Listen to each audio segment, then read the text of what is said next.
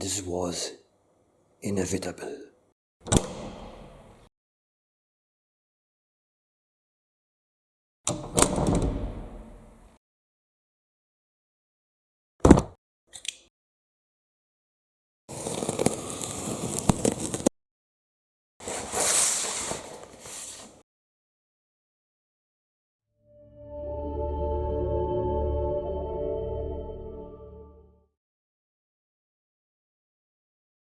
Hi everyone and welcome to Carl Makes Stuff.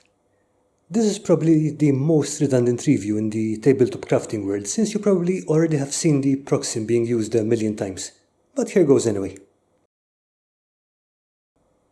The instructions are pretty Spartan and no one reads them anyway, but the setup is really easy. The only part which is a little unclear is that you need to move the spool carrier. Take the screw and washer of the short arm with a Phillips screwdriver and put the spool carrier on the long arm. Thanks to Mike from Net1 Videos for pointing this out. At this point I also took the tape off the wire spool. Do not do this as the wire goes all over the place. Leave it on till you're ready to lock the wire in place. There's 30 meters of wire in there so it can get messy. After this though, it's pretty much instructions as written and you can be up and running in minutes.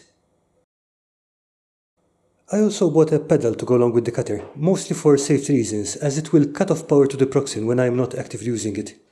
That also means that any residue caught on the wire will not get hot enough to burn, preventing dangerous fumes. Third reason, I don't need to take my hands off the work to switch it off when making some compound cuts, so that will make it easier to do more precise work. Cheers to Tina Martins for the advice.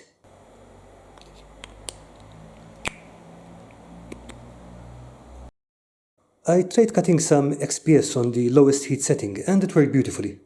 It's fast, it's clean, and it will pay for itself several times over in the amount of prep time and material this is going to save, compared to knife cutting. Seeing the cut come through like that is also incredibly satisfying.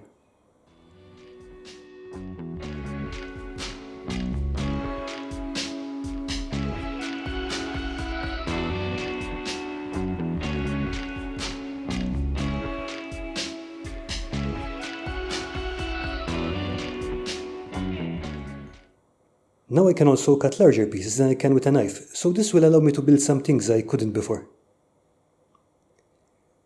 Melting XPS does produce a faint smell, however it is non-toxic and a lot safer than the dust you get from sanding it. Just make sure you have decent ventilation and you'll be fine.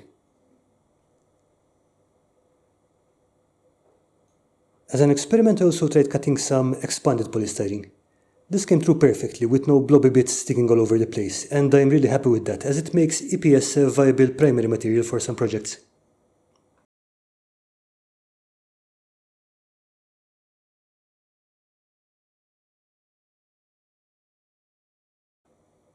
The only weakness on the Proxim is the guide, as it's difficult to cut tall pieces steadily on it. I can't really complain too much about this though, as this product is not specifically designed for the exact kind of crafting I want to use it for, which is why the price is so low for such a neat piece of kit. Besides, it's fairly easy to find good aftermarket fences. Speaking of which, I also bought a shifting lens fence, so leave me a comment if you'd like a review of that. In summary, I think this is a great product which will save me a lot of time going forward. It's very solid, works well, and apart from the fence, I don't think there's anything I would really change on it. It's easy to see why it's become the gold standard among foam crafters.